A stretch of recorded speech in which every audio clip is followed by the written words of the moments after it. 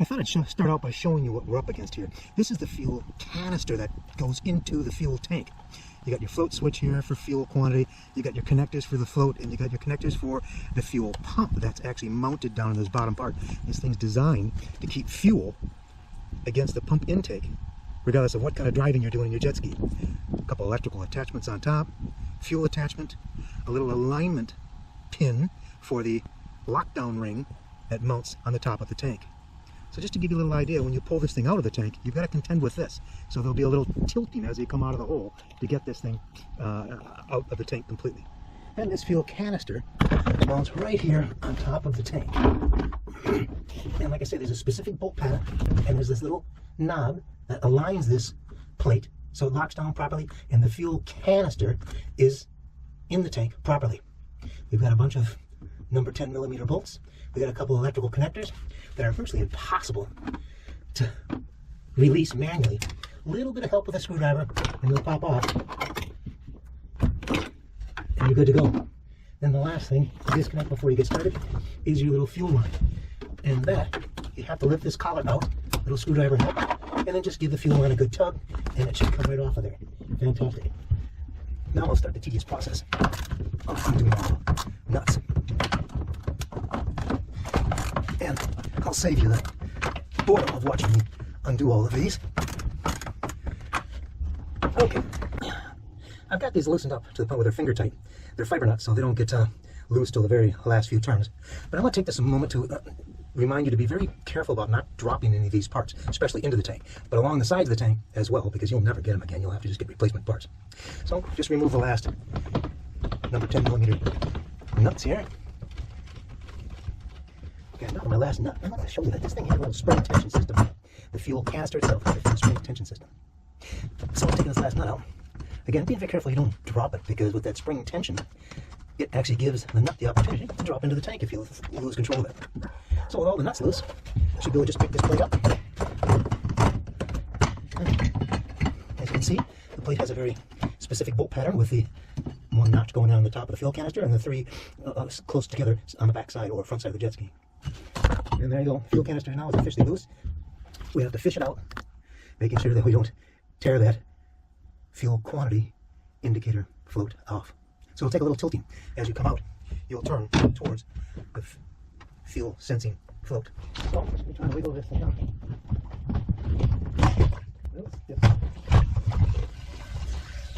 If you're draining fuel, nothing wrong with that. Just let it drain, because you don't want to drag it into jet skis interior. You can tell that the fuel sensor float is right here, so I'm going to tilt it towards that float rod and hopefully just pull that right out of there. There you go. That's it. It's all free and clear.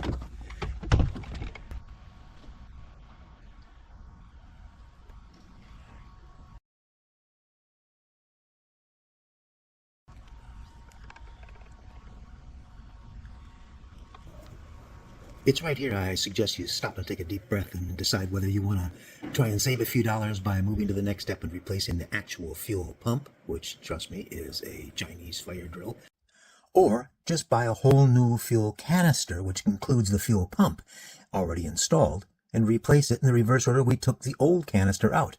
This is a far more expensive option, but much, much easier. Okay, if you haven't moved forward in this video to see how you reinstall your brand new canister, that means you're wanting to look at the possibility of replacing the actual pump inside the canister. So let's get started with that process. And that process is not easy. It starts out by having to release 4 tabs, 2 on each side of this lower part of the canister, so you can remove that cover. And this is a little bit of a trick. I did it by using screwdrivers to ply the outer flanges out away from the plastic stops. Be careful not to break the plastic. This is a hard plastic, and it's brittle if you get too carried away. Once you've released all 4 sides, I do one side at a time, you can then slip this lower portion of the canister off. And before we do this, we need to disconnect the electrical connector for the fuel pump that's at the top of the canister. And we also need to disconnect the fuel adapter for the fuel line, pump output line, so we can actually remove this lower part of the canister and get to the fuel pump. This fuel pump adapter has a lockdown collar with tabs on either side. You'll need a screwdriver to kind of pry the plastic out away from the lockdown tabs and then pop it off. From there, you can just stick your finger in there and kind of pry off the actual adapter, and you're working against an O-ring over center that's connected to the pump itself. It should just pop off. Now we can remove the lower cover of the fuel canister, and when you do so, you're going to think you're working with some sort of a Chinese nesting doll, and you're not far off. You will find an internal reservoir that also has clips that must be undone in order to remove the cover and expose the fuel pump.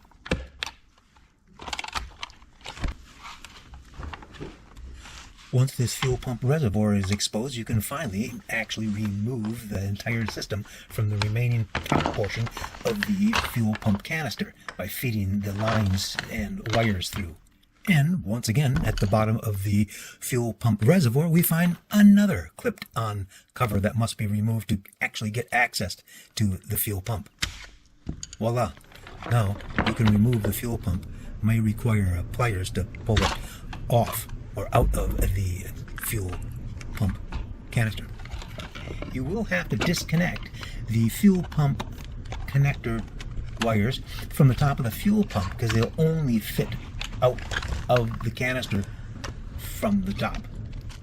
I started the actual fuel pump replacement by replacing the fuel adapter on the fuel line and the lower canister cover, and the plastic was very hard, and I tried pulling it off and prying it off. That didn't work. Keeping in mind, no flame whatsoever. I heated up this tube by putting it in boiling water, and with that I was able to loosen the plastic enough I could slide off the old adapter and put the new one on. The first thing you might notice when you open up your new fuel pump packaging is the pumps aren't exactly the same. The most important thing is they're of the same length and diameter, so they can fit in the canister. And you may have to use or not use an adapter on top to make that length fit the canister. So you just have to check it out and decide which needs to be installed and which doesn't. Another thing you may notice is the electrical connectors are not the same. In fact, this pump comes without even the opposite end of the connector attached. There's nothing there. And if that's the case, then you're going to have to do a little soldering and splice in the original connector to the top of the canister. This, of course, is going to require you to do a little soldering and strip off the wires, and the first thing you need to do before you connect these wires together is make sure that you've got the proper wires connected together. And before you start connecting them, make sure you put some shrink tape down, because once the wires are connected, the actual plugs make this a closed circuit and you can't get shrink wrap on it after that. So once you're done with the soldering, each one of them nicely tinned, you can then slide the shrink wrap up over it and shrink the shrink wrap so you have a real nice connection that's not exposed directly to the fuel. One last little prep item before we start putting this thing back together, and that is we need to put the fuel filter on the bottom of the fuel pump. You'll notice that there's a little intake for the fuel pump, and it goes on top of the intake, and there's an alignment pin with a lockdown washer to hold it in place. But we can't put these on until we put this snap-down collar on first, and then we can put the filter and the snap ring on. It has to be in that order. So finally, we can start putting this thing back together. First thing you need to do is put the new electrical cord in, plug it in at the top, and then snake it in through the canister down to the bottom so it can be plugged into the top of the fuel pump. Now pull the pump wires back up towards the top of the canister so they don't get in the way when you stab the fuel pump into the fuel housing. Line the fuel pump output line with the hole provided in the top of the fuel pump canister, and it should seat nicely. Now we can continue with putting the snap-down ring on the bottom of the fuel pump housing and installing the fuel filter and the retaining ring. With this complete, you can take the fuel housing and insert it into the lower fuel canister cover and snap it into position. The next thing we want to do is put the fuel line and its fuel adapter back into the housing, so stabbing it in with the O-ring first and then pressing it in place firmly, and then putting the snap ring that holds it into position on top of that.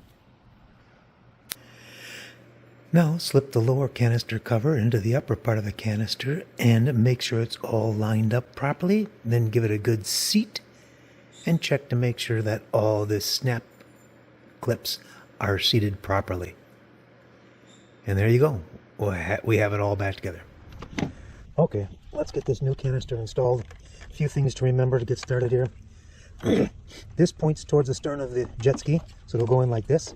This little bump right here fits nicely into this little hole you see here in the mounting plate, which is kind of in line with the forward bow of the jet ski. The fuel level sensor is on this side. When we stab this thing in, we're going to start by putting this through the hole and then bringing the unit down and dropping it in place. And then it'll turn with this being to the stern. And then we'll put the plate over like such, making sure that this notch lines up. And when we put this plate on, you'll notice it doesn't go straight on. We kind of got to come in at that fuel line, bring the mounting plate forward so it sits on top of the gas tank.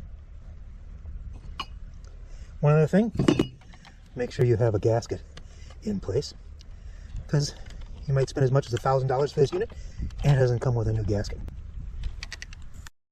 We're going to stab the fuel sensor in first and then the canister to follow. Okay, so here we go. Get a hook from the tube here that's trying to get hung up on, lower it in with this fuel line facing to stern. It'll fit down into a hole. Should drop all the way down till we get that spring action thing going on. So we put this ring on, but we got to remember we got to get through this first. So line it up with this hole for this pin to come through, and then the rest of it should just drop in with a little spring action to it. That's it. Now we put the nuts on. Again, number 10 millimeter. There's 9 of them. I put them all on finger tight first, and then show up with the wrench to finish them off. And when you do finish it off, I kind of like to switch sides as you tighten them down. And don't need to bore you with watching me put all these on, so I'll stop video. Okay, now that I got them all tightened down kind of snug, I want to make sure that this pin is lined up. This is pointing aft. Our 2 plugs are set. And then I'm just going to do kind of an opposite side torque down pattern for these bolts, just to make sure it gets all down against the tank uniformly. Alright, so all 9 bolts are down nice and snug. Next thing we'll do is plug in our electrics. Now the good news about these electrics is you don't have to worry about which one goes where, because this one only fits on the back side, or on the bow side, get down to a nice clip, and the other one, this plug only fits on this stern plug. Next is the fuel line. This stabs on. You got to give it a nice good push to make sure it's all the way on, and then this collar comes down and locks. Yeah, so once everything's hooked up properly, gotta give it a good test, because you don't want it to come out. Those clip down. They only fit on their perspective attachments, so there's no getting those mixed up. If you give the starter just a little bit of a push, fuel pressure will build up, and check to make sure there's no leaks around the fuel line attachment point, nor this fuel line attachment point. And if we have it done correctly, and that was our problem, it should start up and run. I highly recommend just replacing the fuel canister. Replacing the fuel pump is considerably more complex and makes the job very difficult. If you liked the video or found it informative, please click the like button. Thank you.